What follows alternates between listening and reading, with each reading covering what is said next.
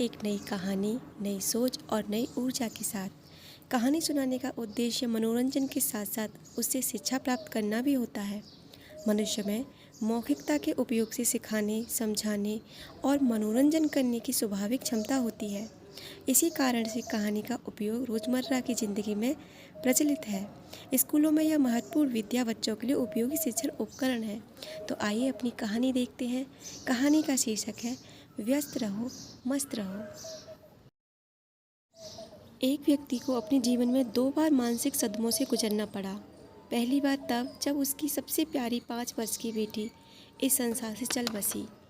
उसे और उसकी पत्नी को लगा कि इस विपत्ति को वो सह न सकेंगे, किंतु उसके 10 महीने बाद ही उसे एक दूसरी लड़की हुई और वह भी 5 दिन बाद उनके बीच से चली गई। यह दूसरा मानसिक सदमा एक और बेटी से वियोग का था, जो उसके लिए अत्यंत असहनीय हो गया। इस घटना के बाद उसका कहना था, मैं इसे सहन नहीं कर सका। मेरा खाना पीना सोना भी हराम हो गया। इसके बाद न कभी मैं आराम कर सका, न निश्चित होकर जी सका। मेरे स्नायु बुरी तरह से झकझोर उठे और मेरी आत्मा टूटने लगी। इसके बाद वह डॉक्टर के पास गया। एक डॉक्टर ने उसे नींद की गोलियां खाने को दी, तो दूसरे ने उसे यात्रा पर जाने का सुझाव दिया। उसने ये दोनों बातें करके देखी, पर उसे कोई लाभ न हुआ। उसने बताया, मुझे ऐसा लगता था कि मानो किसी ने मेरे शरीर को शिकंजे के बीच रख दिया है और उसे अधिकाधिक कसता जा रहा है। लेकिन उस व्यक्ति का एक 4 वर्षीय बालक भी था। आश्चर्य की बात थी कि उसने ही उसे उसकी समस्या का समाधान सुलझाया। एक दिन दोपहर के बाद जब वह व्यक्ति खिन्न बैठा था, वह आया और बोलने लगा, पिताजी, मेरे लिए एक नाव बना दीजिए प्लीज़। नाव बनाने की मन स्थिति उस व्यक्ति की नहीं थी, लेकिन बच्चे के वाल हट के कारण उसे नाव बनाने के लिए राजी होना पड़ा।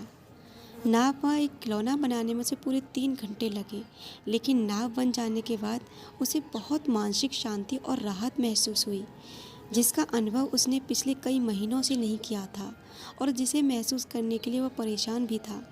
तभी उसे यह बात समझ में आई कि जिस काम को करने में जुझारूपन और सोच विचार की आवश्यकता हो, उस कार्य को करते समय चिंता नहीं रहती।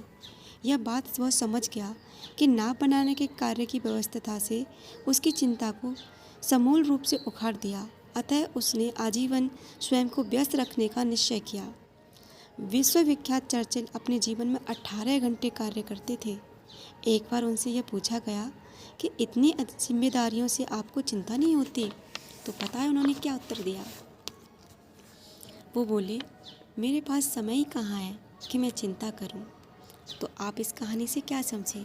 ये कहानी हमें ये सीख देती है कि जितना हमारा दिमाग खाली रहेगा, उतना ही हमें फालतू के विचारों से परेशान करेगा। इसलिए हमेशा अपने दिमाग को किसी ऐसे कार्य में व्यस्त रखें जो कार्य आपको करने में अच्छा लगता हो। एक कहावत भी होती है ना कि खाली दिमाग शैतान का घर होता है, इसलिए उसे खाली ना होने दें और ना ही उसे शैतान का घर बनने दें। जब भी कभी आपको ये महसूस होने लगे कि मैं परेशान हो रहा हूँ, तो मोटिवेशनल वीडियो, सॉन्ग सुनें। वो आपको अच्छे लगेंगे और आपको एक दिशा भी देंगे।